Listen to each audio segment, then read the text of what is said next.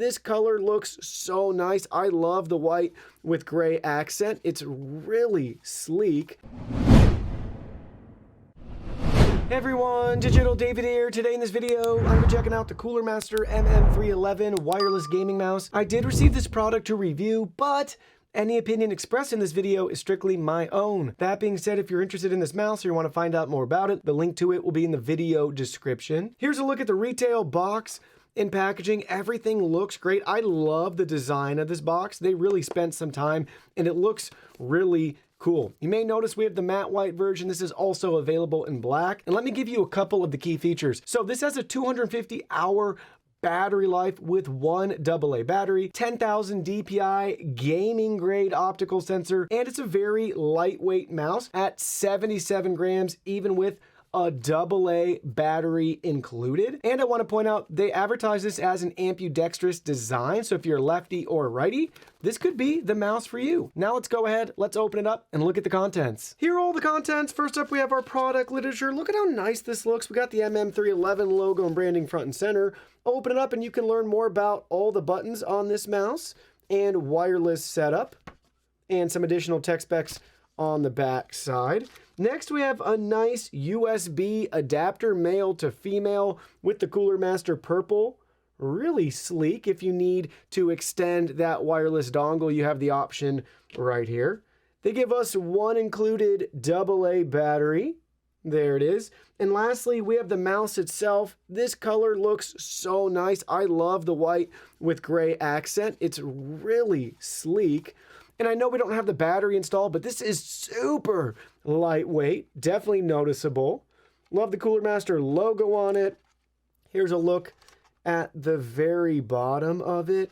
And then we can go ahead, we can pop out the top piece to reveal our USB dongle and where we're going to install the one AA battery. Now let's go ahead, let's get the battery installed and let's try this out. So we have the mouse all set up, we have the USB dongle plugged in, we have our battery installed, and we flipped the on switch. We also have the MasterPlus software downloaded by Cooler Master. We've updated the firmware to our mouse.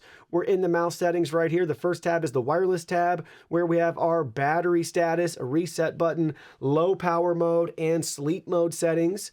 We can select the next tab. This is our button control and settings. We can program these 6 different buttons. We have the 6 white boxes right here. So we could change scroll down to disable, or our mouse settings, keyboard settings, macro settings, multimedia settings, rapid fire settings. If you want to build something out, you can do that right there. We can have 5 profiles saved with this mouse, so we could cycle between those profiles.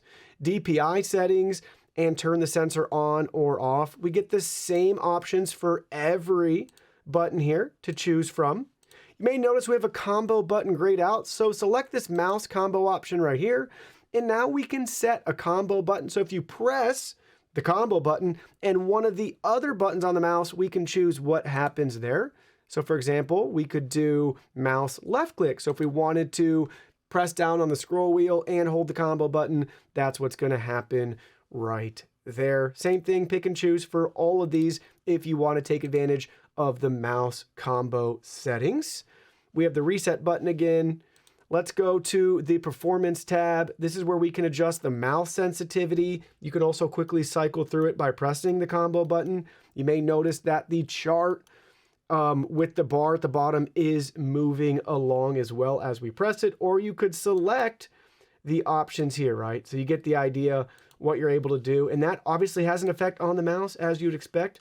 Watch the sensitivity change as we move it across the screen right here, as we cycle between the different settings. Some are so quick, some are super slow.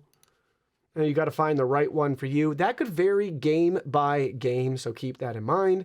We have our OS double click speed here, left and right button response time. You can tweak everything. My advice is just spend a couple of minutes, play around with it, get used to it, and see what you prefer. And again, 5 different profiles, take advantage. Maybe you want to make a Fortnite specific one, a web browsing one. Maybe if you're playing, I don't know, Call of Duty, whatever it may be, you might want to have certain profiles saved depending on what you prefer in that particular game. Then down here, we have our USB polling rate. You can choose which one you want. Angle snapping, if you like to have that on, you can turn that on right there. Our OS sensitivity, you can adjust that as well. And our reset button again. Next tab, we have our macro setting. If you want to enter and create macros, you can do that right here. Enter the name, follow the prompts, record your actions, and you're all set and ready to go. You can import macros or export them. And then lastly, we have our profile settings. So again, here's the 5 profiles. We can choose to reset, rename, import, export, or open with EXE. So really thorough software, giving you a lot of customization and controls from the buttons to the actual performance. Got to point out too, I'm using a Cooler Master mouse pad, but it just moves around really nicely. It's lightweight and comfortable to hold.